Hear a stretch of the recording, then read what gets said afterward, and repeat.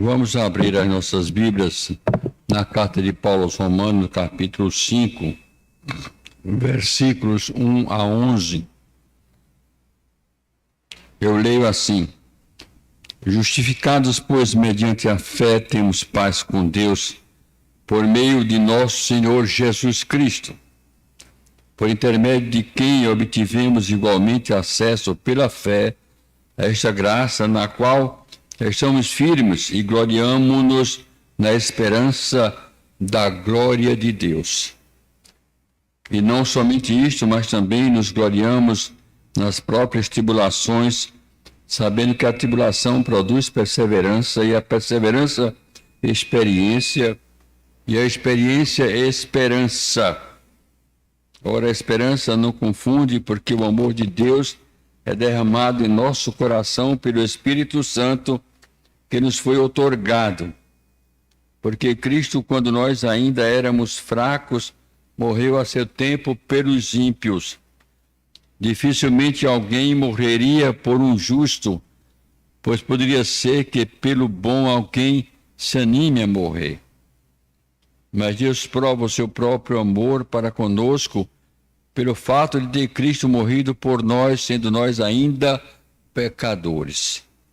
Logo muito mais agora, sendo justificados pelo seu sangue, seremos por ele salvos da ira.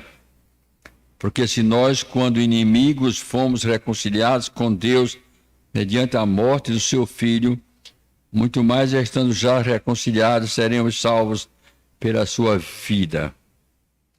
E não apenas isto, mas também nos gloriamos em Deus por nosso Senhor Jesus Cristo, por intermédio de quem recebemos agora a reconciliação. Amém. Irmãos, eu quero tentar resumir ao máximo, ou resumir ao mínimo, né? E os irmãos entendam toda uma questão histórica da reforma. Nosso irmão presbítero Frank já sintetizou a pré-reforma na quinta-feira passada. Mas eu quero sempre fazer uma aplicação à igreja. Eu vou tentar colocar de tal forma que nós possamos aplicar determinadas coisas, mesmo resumidamente, à igreja. A igreja nos dias que nós estamos vivendo, especialmente a chamada igreja brasileira, nós aqui. A verdade é que nós não temos crescido como deveríamos crescer. Isso tem muitos fatores. Não é estudo apenas para 1 hora, nem 2 horas. É questão para congressos e congressos, para nós entendermos as razões, o porquê a igreja não está crescendo como cresceu no passado. Tem vários fatores. Quando a gente estuda um pouco de economia, você estuda um pouco chamado de microeconomia e de macroeconomia. Um exemplo simples de microeconomia é quando você compra um apartamento ou uma casa que já está construída. Isso é uma microeconomia. Como assim? Só você melhorou de vida, mas a cidade não melhorou, a rua não melhorou, o estado não melhorou, o país não melhorou. A casa já estava construída, o apartamento. Mas quando você constrói uma casa nova, ou compra um apartamento e constrói um apartamento novo, isso tem efeito macro.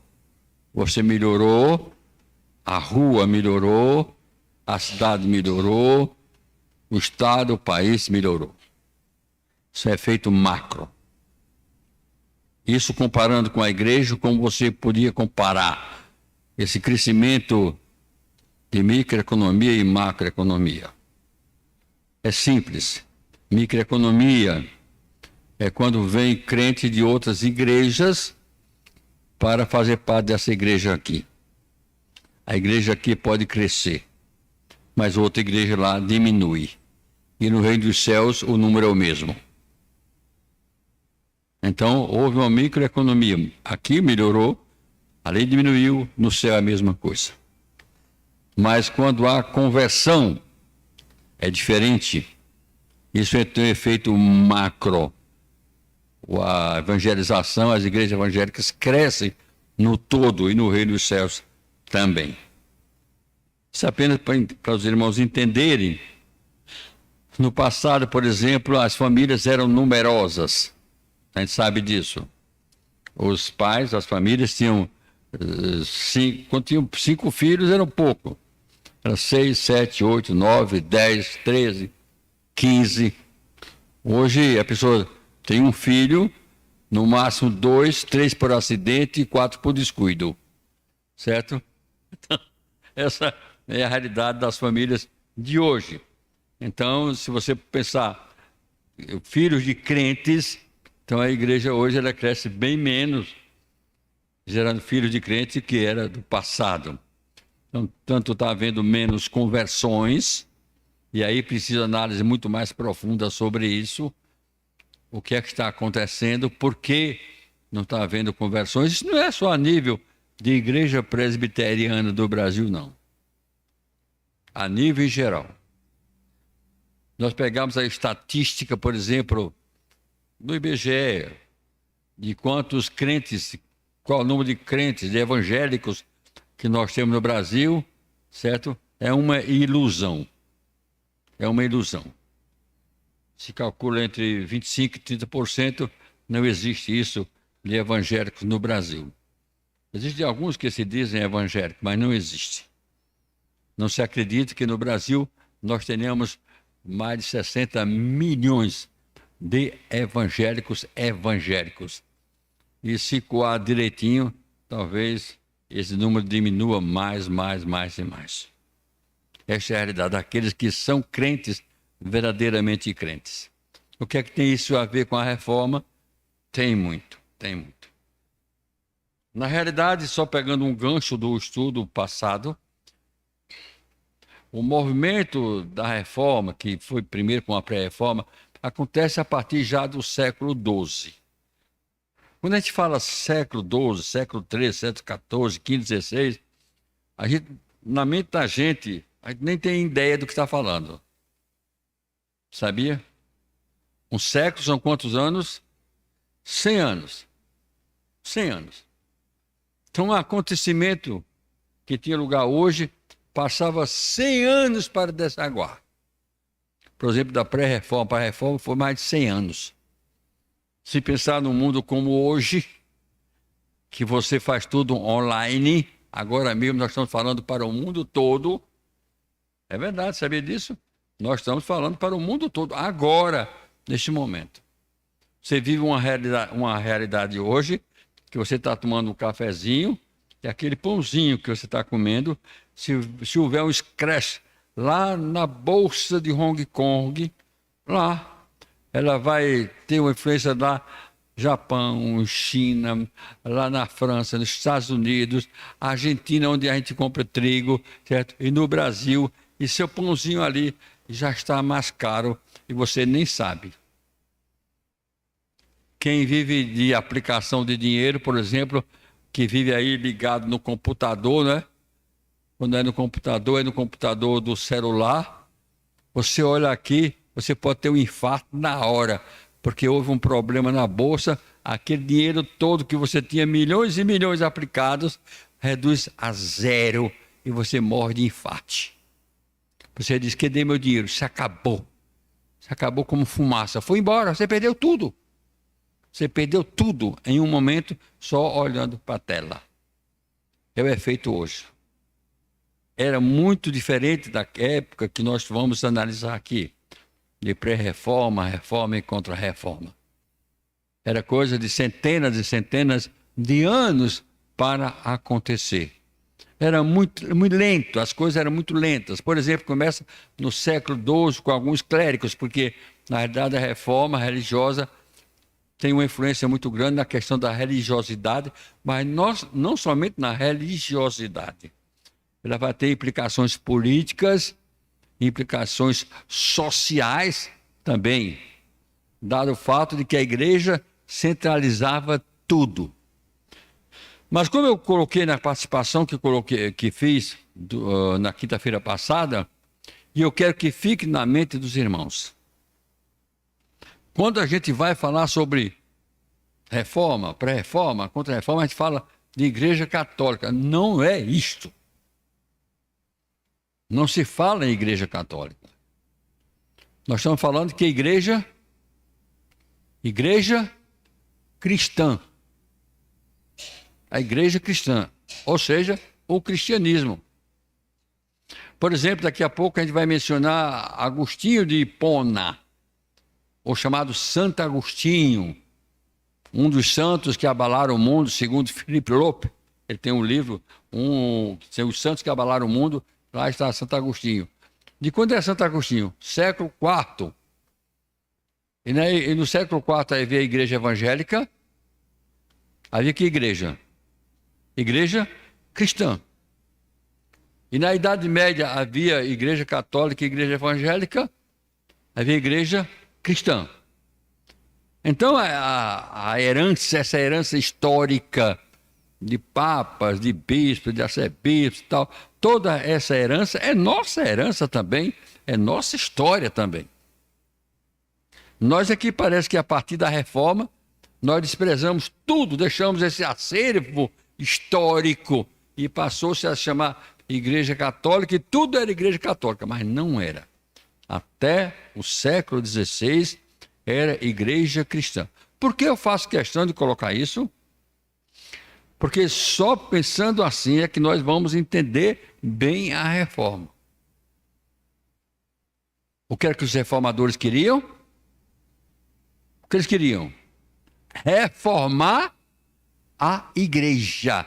Não era sair da igreja, não era fazer um movimento separatista, deixar e ir embora. Não, era reformar, era melhorar a igreja.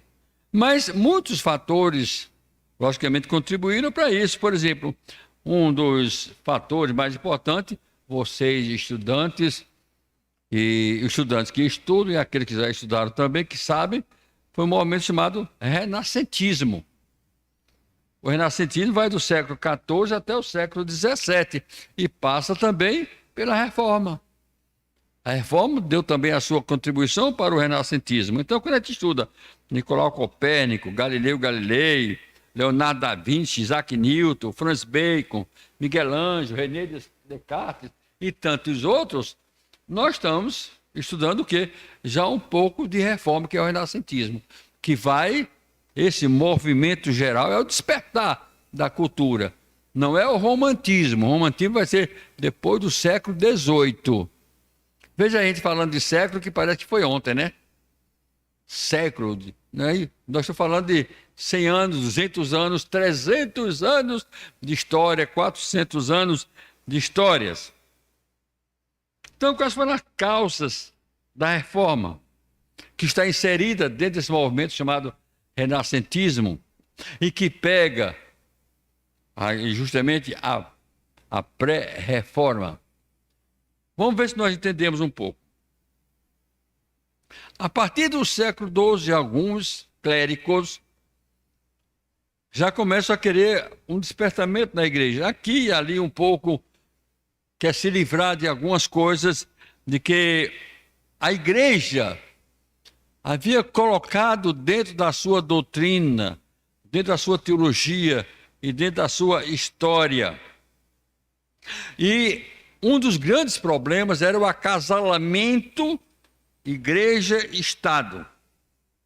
Olha como nós vamos ter alguma coisa com a igreja contemporânea. Certo? Por exemplo, hoje a igreja não está acasalada ao Estado, embora algumas igrejas estejam.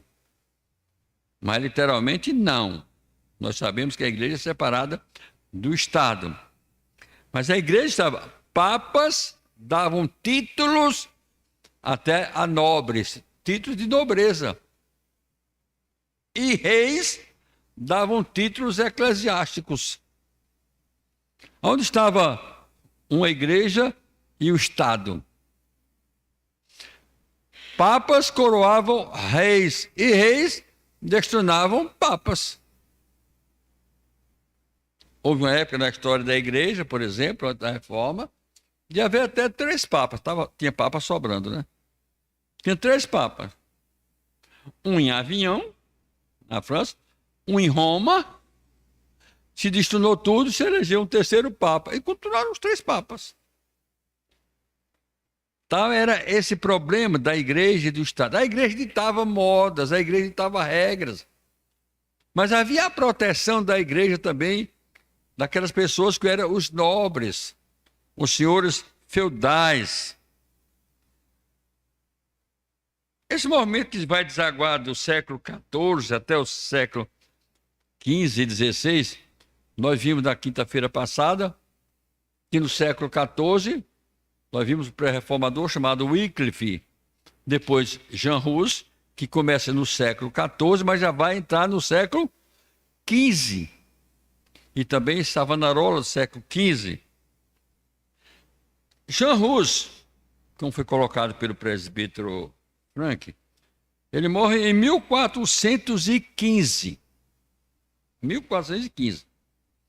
Quando é que vai ser o grito da reforma? Nós temos bem perto agora. 31 de outubro de 1517. Mais de 100 anos. Estão vendo? Pré-reforma. Século XIV, século XV. Jean Hus morre em 1415. E só em 1517, 102 anos depois, é que vai desencadear a reforma. Lógico que começa o despertamento, mas muito lento. Muito lento. Os que já viveram um pouco mais aqui na igreja, como eu, passaram pela década de 60. Os mais jovens, que nasceram depois de 50, 60, nem tem ideia dessas coisas. Mesmo que nasceu em 50, mas a década de 60 foi uma mudança tremenda no mundo, especialmente no Brasil, mas no mundo. A olhos vistos. Nunca houve tanta mudança instantânea, rápida, quanto a década de 60 e 70. E depois que se inventou essa tal de internet, não é? O mundo encurtou. Então, acontecimentos que a gente ia tomar conhecimento com 10, 20, 30, 40 anos. Vou citar, por exemplo, quando estava lá no Colégio Evangélico 15 de novembro, na década de 60, a gente ouvia falar de um tal de Beatles, lá na Inglaterra. E nos Estados Unidos havia outro movimento. Mas aquilo era tão lento que a gente um negócio muito longe, ninguém nem sabia disso. E qual era a influência? Quase nenhuma. Quase nenhuma. Hoje aparece um cantor, estoura hoje, de hoje para amanhã. As coisas diferentes. Na questão teológica mesmo, quando alguns pregadores aqui, como o caso do reverendo Jerônimo Gueiros, seu irmão também Antônio Gueiros e outros, quando iam falar de um assunto teológico, de alguma teologia nova, nos Estados Unidos já ninguém queria mais. Já tinha acontecido há 20, 30 anos. E Jerônimo Gueiros era um homem muito atualizado, mas não tinha como se atualizar naquela época. Hoje, quem estava no casamento de Danilo, sábado, é o casamento se realizando e a pessoa com o celular transmitido para o mundo. Já pensou? Ou, como nós colocamos aqui. Bom, outro ponto importantíssimo, não foi só o acasalamento igreja e Estado, que foram causas, porque é o seguinte, irmãos. Você quer estudar a sua situação, preste bem atenção, porque isso é importante. Você quer saber sua situação, fazer uma análise da sua situação, você quer fazer uma análise da igreja, quer fazer uma análise da sociedade, quer. Primeiro você vai analisar a sociedade aí. Mas depois você tem um ponto importantíssimo, é o quê? As causas. Por que eu estou onde estou? Por que eu estou como estou? Quais as causas? Eu me lembro de uma irmã que depois de conversar com ela mais ou menos 1 hora no gabinete, ela já saindo, vamos orar. Ah, pastor, tem uma coisa ainda. Eu digo, o que é? Ah, pastor, é que meu marido ganha muito pouco. Se minha irmã, eu não posso lhe ajudar muito nisso, não. Ela disse, por quê? Eu digo, porque é a mesma reclamação de minha mulher lá em casa. Aí como é que eu faço isso?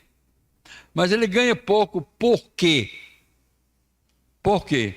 Porque não estudou, porque ele é preguiçoso, porque não procura, porque não encontra, porque o mercado de trabalho dele, por exemplo, hoje, fosse o caso hoje, faz tempo isso, alfaiate não existe mais, a profissão dele, é sapateiro, não existe mais, é por causa disso, e ele não procurou outras opções.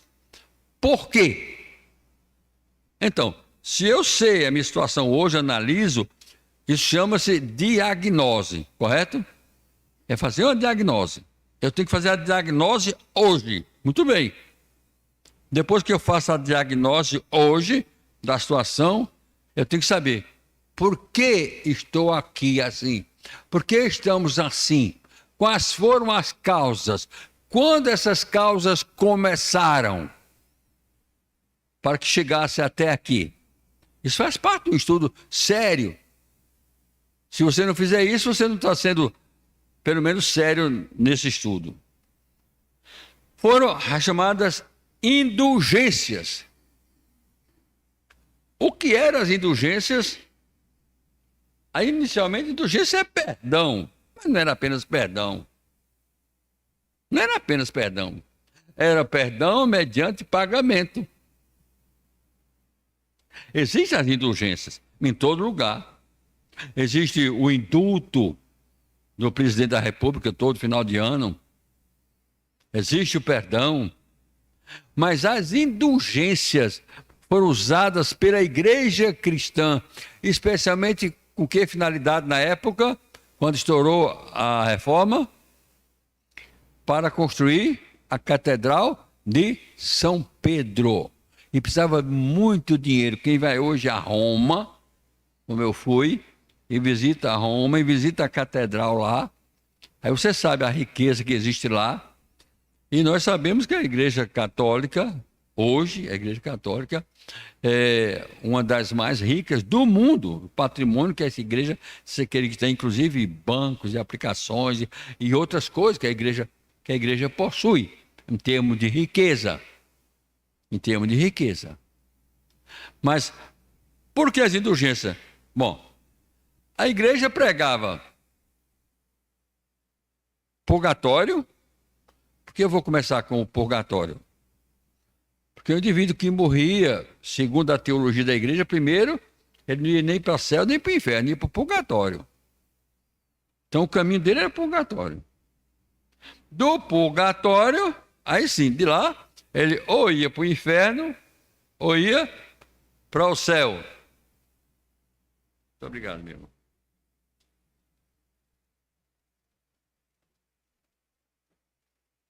Há uma história, mas eu não vou entrar no pormenor, apenas citando, para os irmãos saberem que isso aí, de 2 santos da igreja que preferiram ficar no purgatório. Deve estar lá até hoje, né? Porque nem quiseram ir para o inferno, nem quiseram ir para o céu. Uma história de 2 santos. Mas ficava lá. Então começou a se pregar, a igreja cristã começou a pregar o seguinte: veja até onde nós estávamos.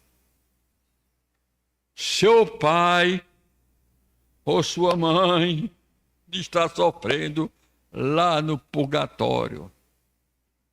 Você é um homem, um filho ingrato, filho desumano.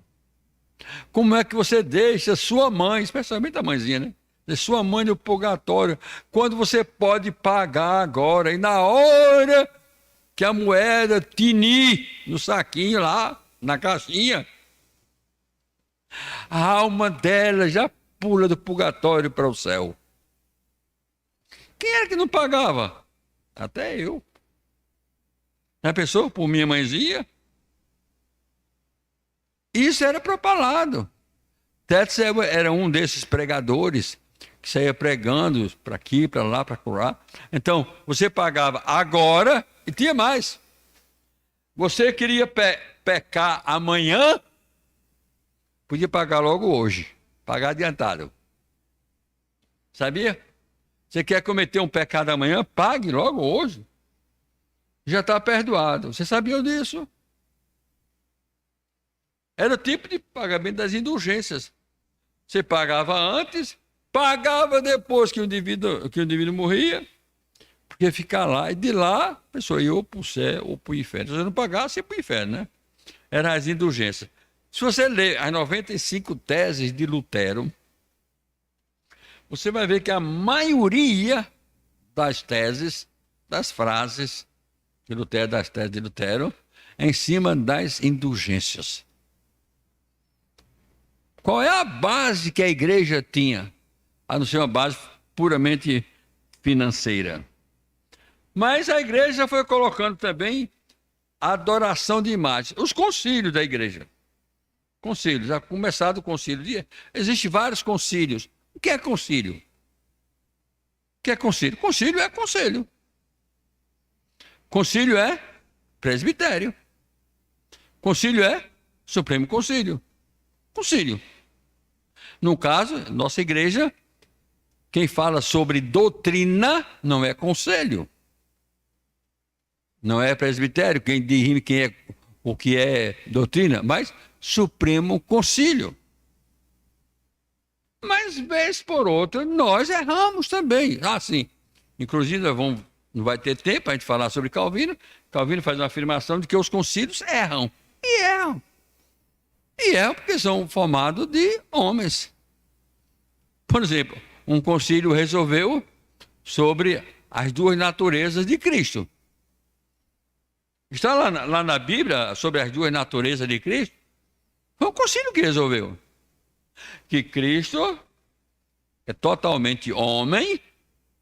Não vem dizer que ele é homototal.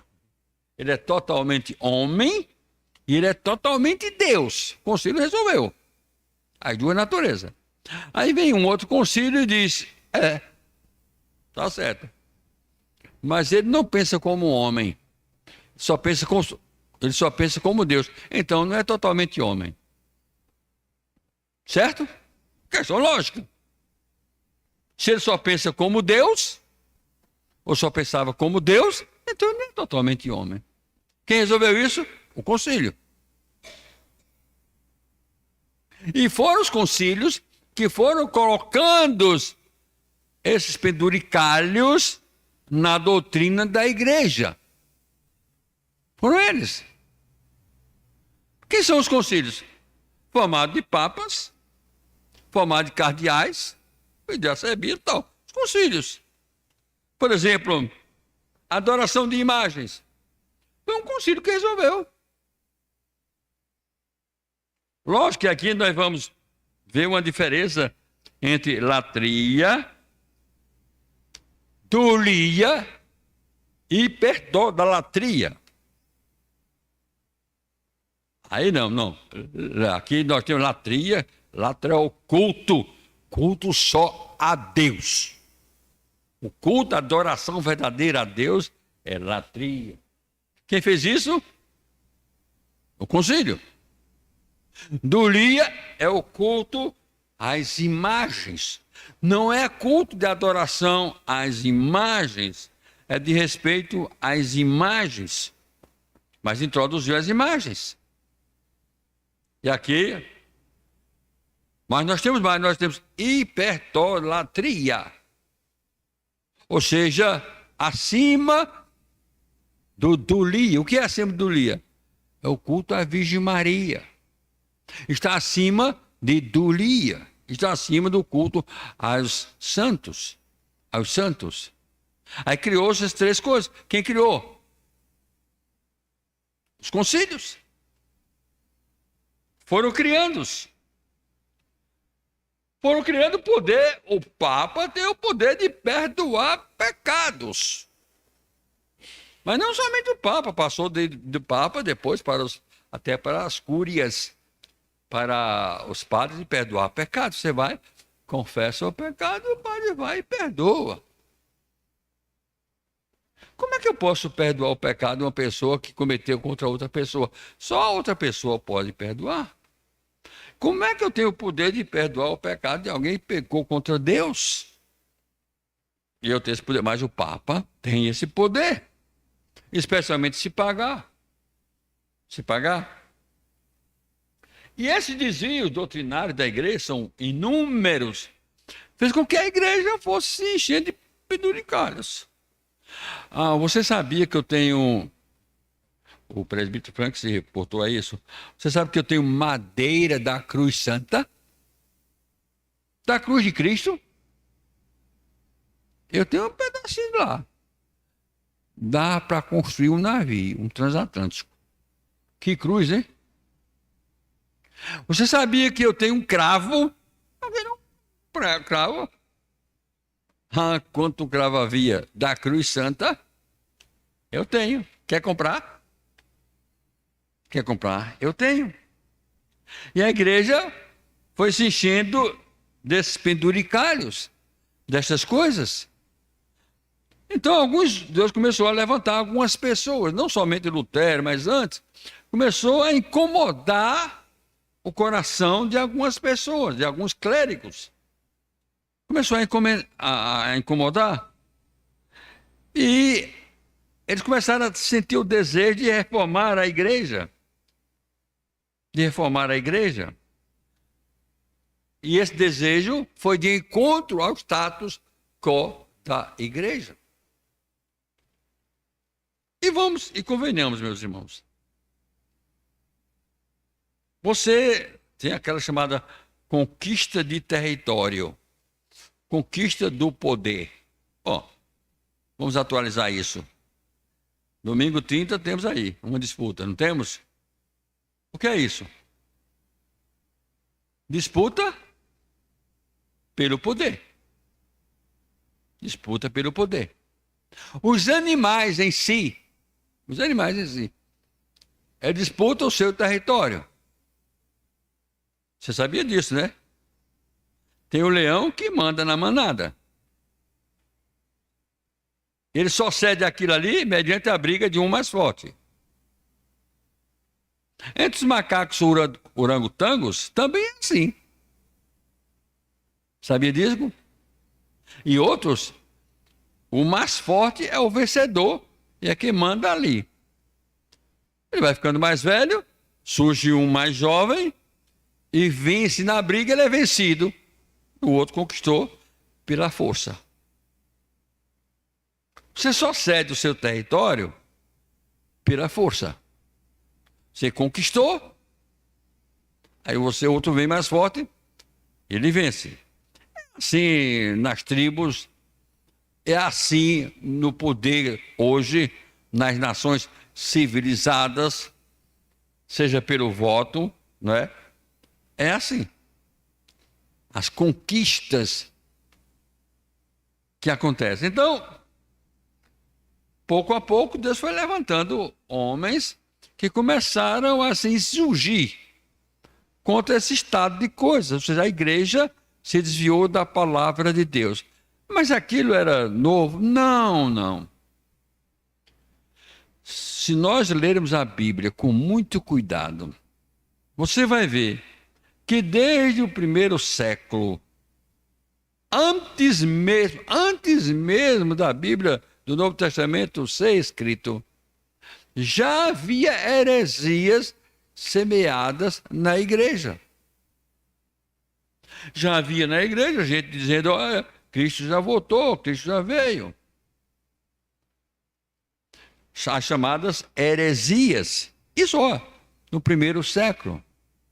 Primeiro século, segundo século, primeiro a igreja apostólica, depois a igreja dos pais apostólicos, depois a igreja dos pais da igreja, e depois segue-se até a igreja medieval e segue por aí. E até mesmo entre os sínodos, ou chamados concílios, Havia os líderes. Havia os líderes. Isso não é tão diferente da história, não, meus irmãos. E nem devemos nos escandalizar disso aí. Por exemplo, há um capítulo na história que pouca gente sabe. Vou fazer um teste aqui. Quem já leu sobre as Catilinárias de Cícero? Quem leu, levanta a mão. Ninguém leu. O que são as Catilinárias de Cícero? Cícero era um senador romano. E Catilina também era um senador de Roma. E houve uma disputa no Senado entre Cícero, que era um grande orador, e Catilina. E Cícero fez, parece-me, salvo engano, 3 discursos veementes contra Catilina, chamando Catilina de traidor de Roma. Qual foi o resultado? O Senado romano botou Catilina para fora. Catilina foi embora e depois Cícero, o mesmo Cícero, foi para a tribuna e falou para os senadores: nós, senadores de Roma, erramos, porque Catilina é um homem de bem. Catilina é um homem honrado. E fez uns 2 discursos e o Senado trouxe Catilina de volta. Isso que aconteceu lá, acontece em todo lugar e acontece também na igreja. Nos concílios da igreja. Especialmente naquilo que se tratava de doutrina. De doutrina. Em que alguns ficavam de um lado e defendiam uma tese, outro defendia outra tese, e aquela tese passava, e lá adiante vinha um outro concílio, diferença às vezes de 200 anos, de 300 anos, e mudava aquilo ali. Isso, meus irmãos, é triste. E eu confesso a vocês que eu, como pastor já de muitos anos, sinto uma dificuldade tremenda. Eu sinto. Quando hoje a gente resolve uma coisa em nome de Deus, debaixo de oração, e quando daqui a alguns anos a gente vai e muda aquela decisão. Estou falando especialmente sobre o Supremo Concílio da nossa igreja. A gente toma uma decisão hoje. Aí daqui a 4 anos vão outros representantes, que não são os mesmos, são outros. E também debaixo de oração. E vamos e mudamos aquela decisão.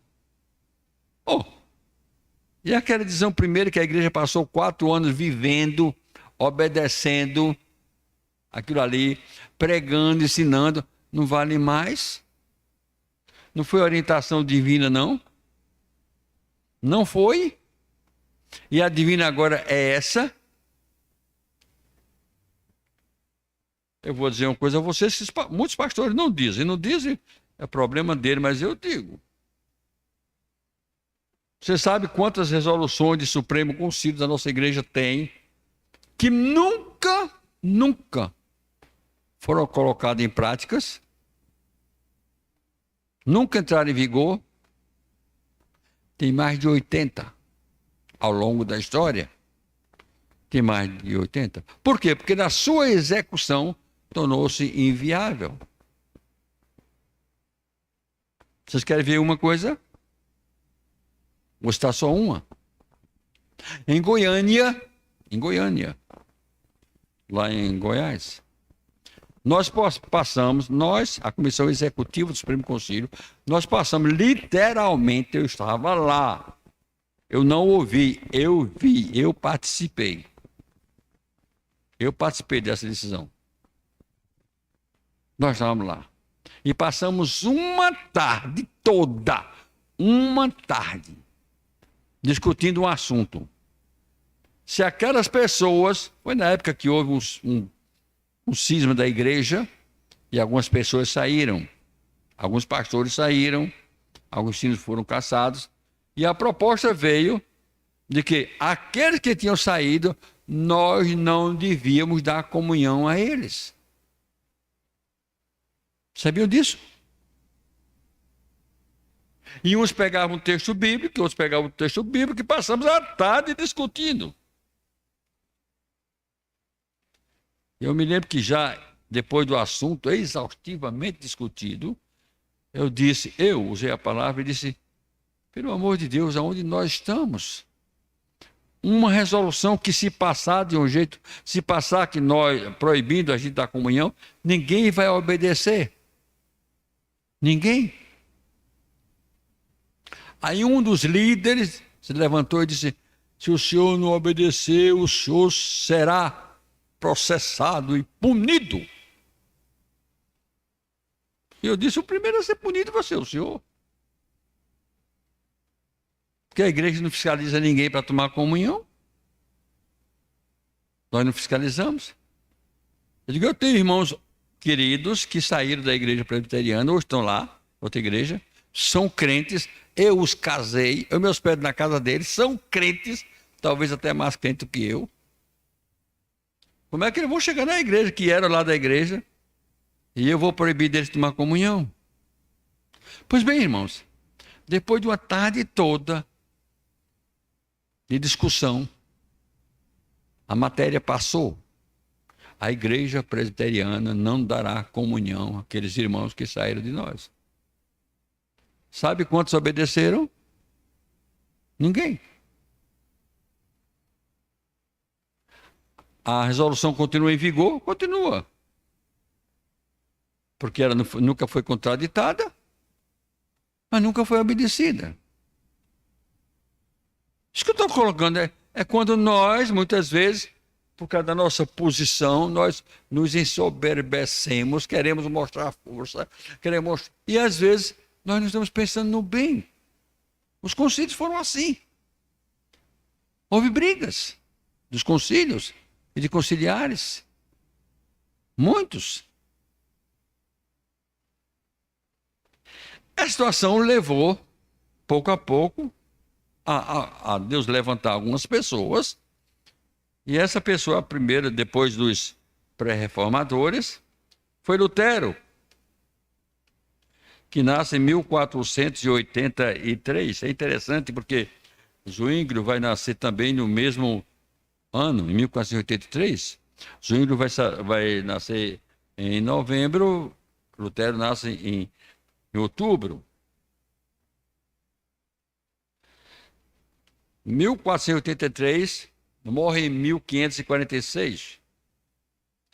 Lutero vive apenas 63 anos.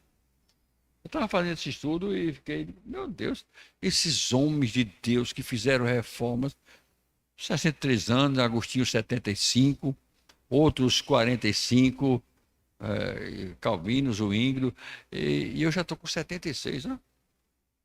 Para ver, a gente começa a ver essas coisas. Então, Lutero nasce em 1483, na Alemanha, na cidade de Erfurt. Vive 63 anos. Depois ele vai se casar com Catarina de Bora, que era uma freira. Essa nascida em 1499, que morreu em 1552. E é interessante que Lutero desse casamento, eles tiveram 6 filhos. Eu estou com interesse muito grande, vou pesquisar mais para saber quem foi. Eu sei que foram 6 filhos, 3 filhas e 3 filhos, mas o que eles fizeram na história da igreja, os filhos de Lutero. Ele foi ordenado sacerdote em 1507. Quando? Depois de ter presenciado um raio cair. A história é dúbia.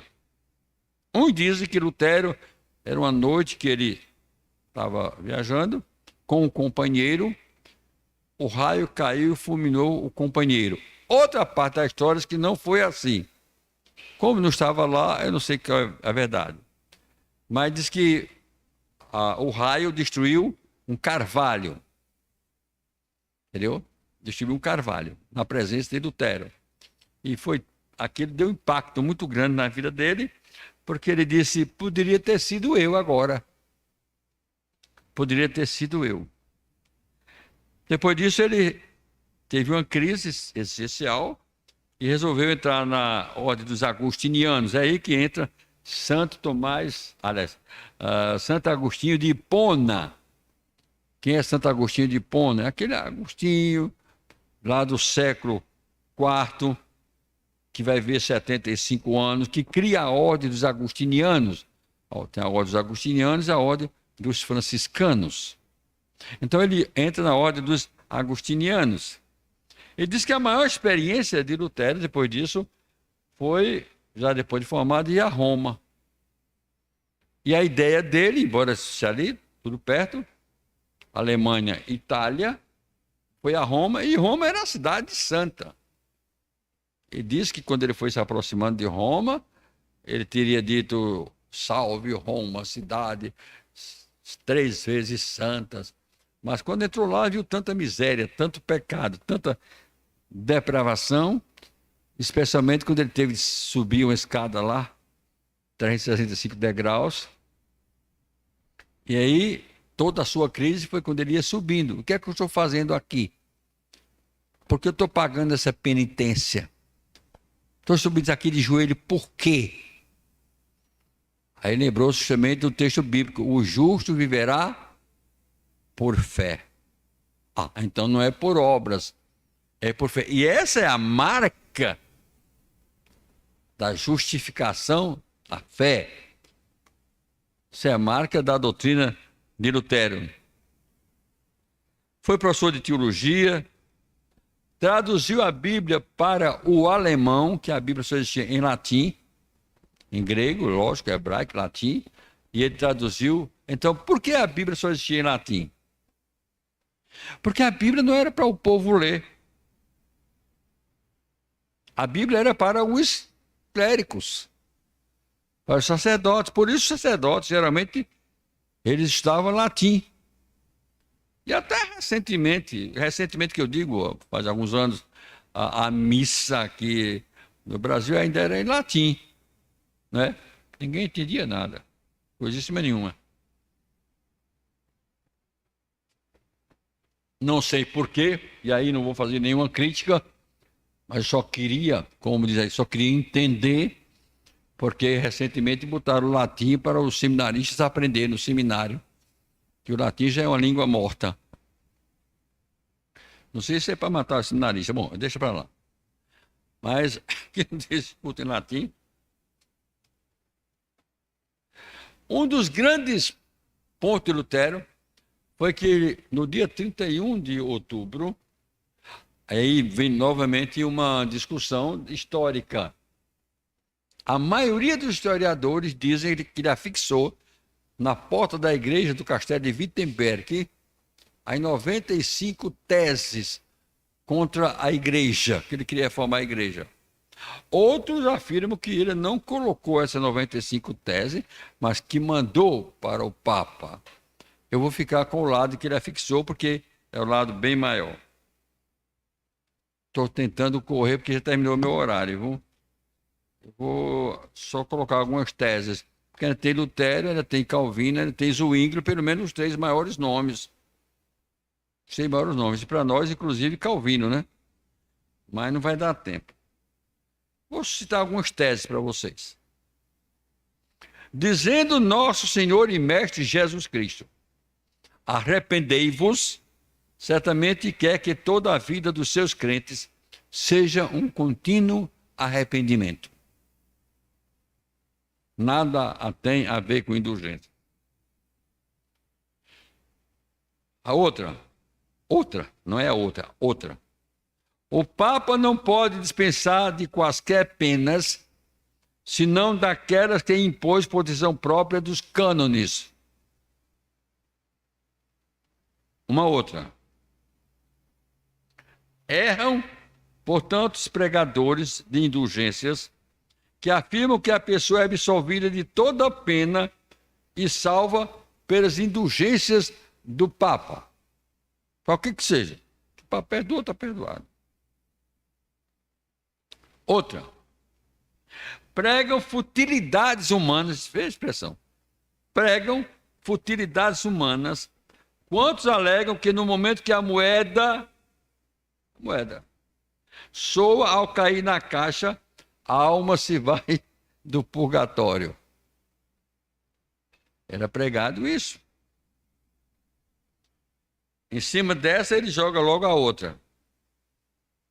Essa é a 27ª, ele joga a 28ª. Certo é que, no momento em que a moeda soa na caixa, vem o lucro e o amor ao dinheiro cresce e aumenta. Ajuda, porém, a intercessão da igreja, não só correspondente à vontade e ao agrado de Deus.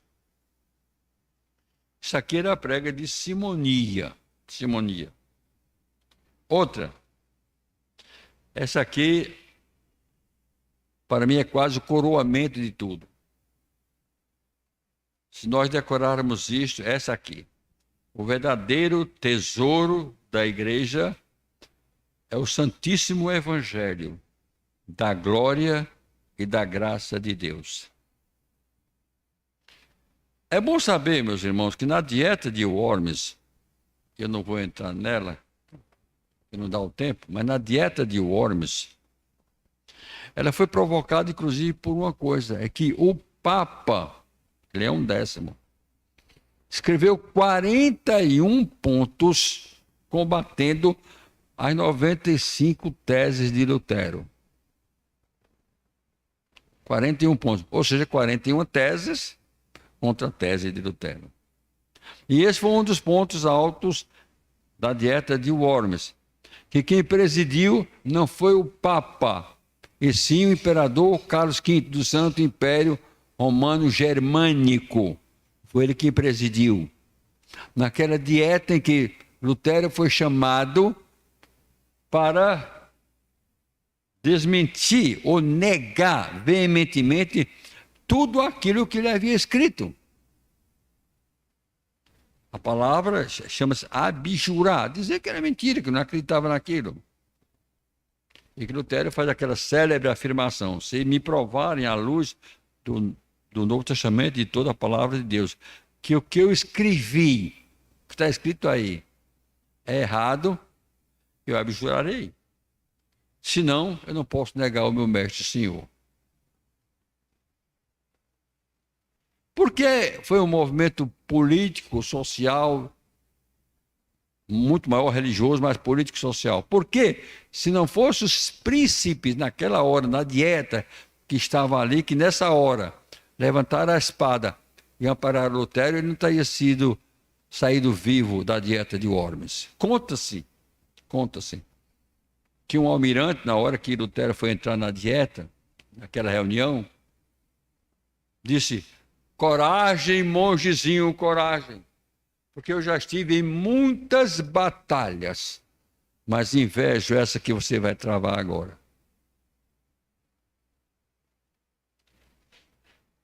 Isso é um pouco da história da igreja, de tentar reformar a igreja, de tentar fazer com que a igreja deixasse aqueles penduricalhos e voltasse à essência do Evangelho.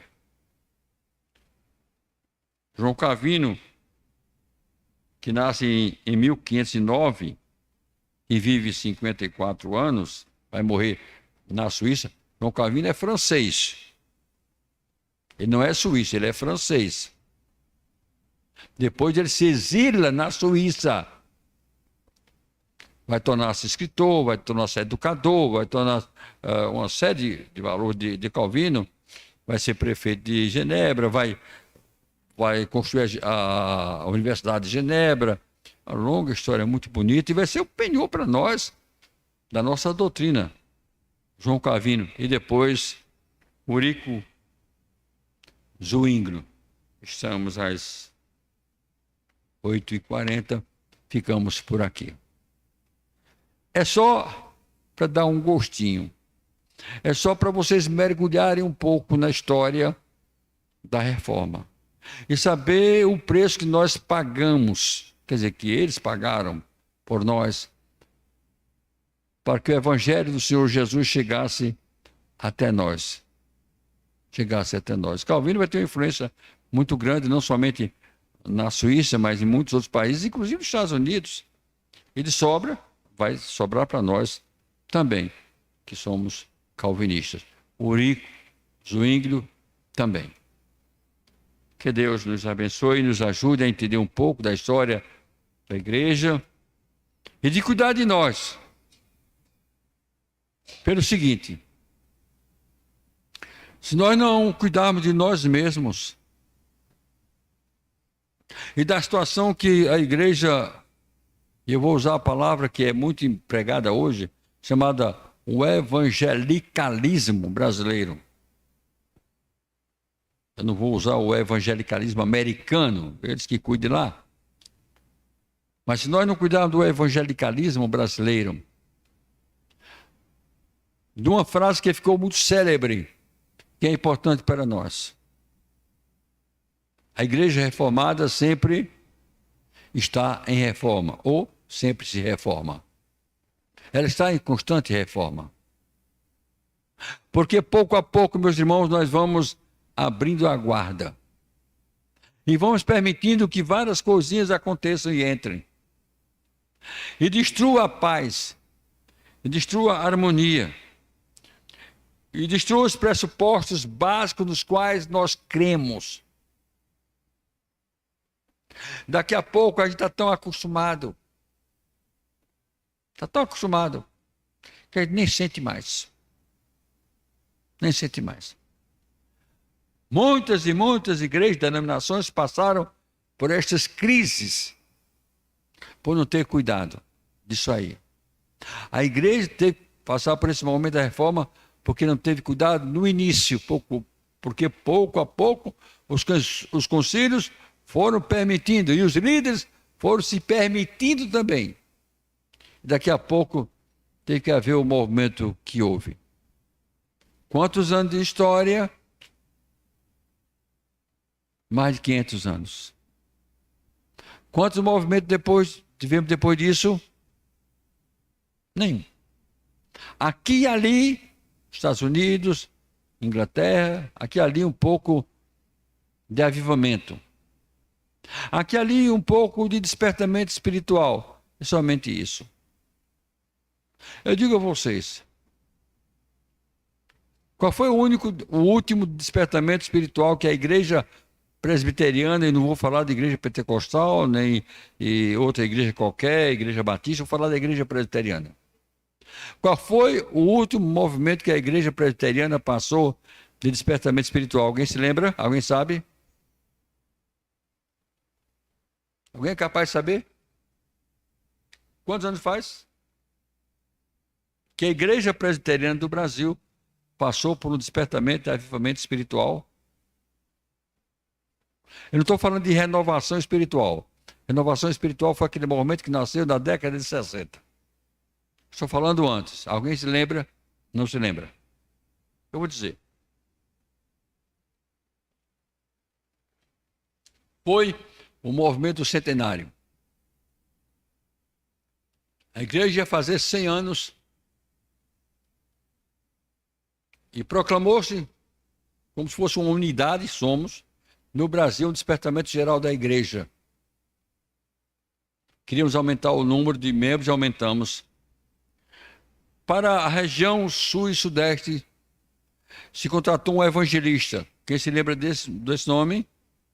Antônio Elias. Antônio Elias. Não ficou somente lá. Ele veio, muitas vezes, ao Recife, veio a Garanhuns, eu vi pregar em Garanhuns, eu era menino. Mas eu vi pregar em Garanhuns. E para o norte e nordeste, uma região imensa, se contratou um outro obreiro. Esse vocês conheceram. Quem foi? Ageu Lídio Pinto. Ageu Lídio Pinto.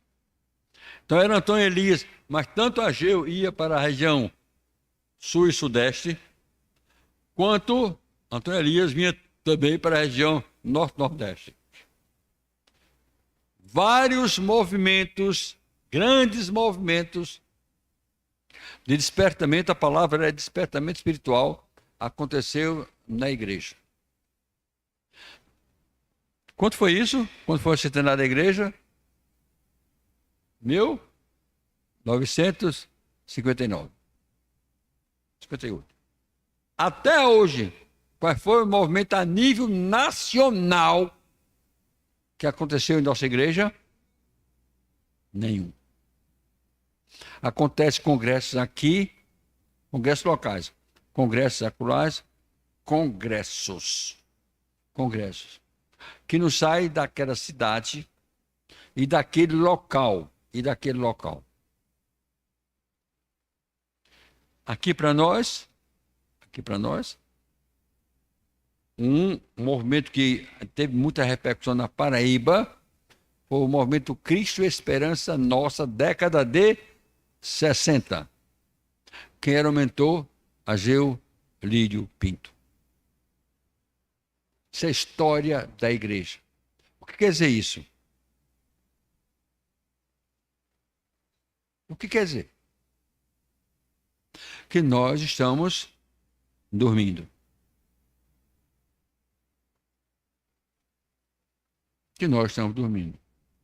Temos aqui o presidente do presbitério. Quantos membros novos nós temos em todo o presbitério por ano? Se as igrejas fizerem uma atualização do rol de membros, cai. Se as igrejas fizerem esse ano uma atualização de rol de membros, cai. Se a Igreja Presbiteriana do Brasil fizer uma atualização de rol de membros, cai.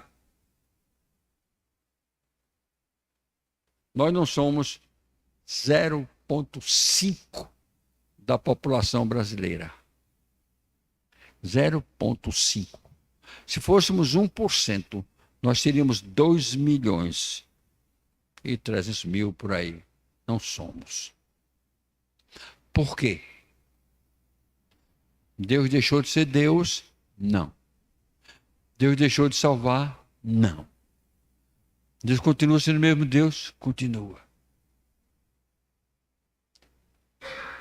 A culpa é nossa. Vamos começar daqui. Se os estudos aqui não servir para nós ficamos somente vendo a história e não aplicamos a nossa realidade hoje. Quantos membros nós vamos crescer este ano aqui na igreja? Talvez nenhum. Computando os que saíram, os que chegaram, talvez batam. Por quê? Pergunto, é isso que Deus quer? Não. Diga a vocês, não. Isso é a nível de presbitério, é a nível de sínodo, é a nível de Supremo Concílio.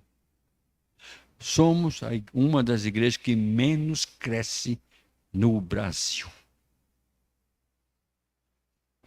Somos uma das igrejas que menos cresce no Brasil. Precisamos perguntar por quê? Chorar diante de Deus. Chorar diante de Deus. E clamar a Deus. E a partir de cada um de nós, dizer, Senhor, o que eu posso fazer? O que eu posso fazer? Agora, digo a vocês, faz 20 minutos que eu disse que ia terminar, não foi? Vou dizer uma coisa a vocês. O açude tem peixe.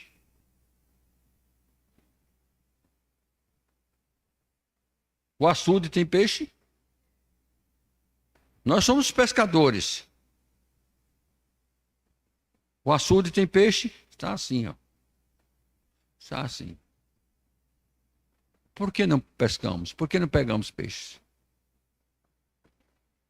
Essa é uma pergunta. Tem muita coisa para responder essa pergunta. Sabia? Deus nos abençoe. Amém. Ficar de pé.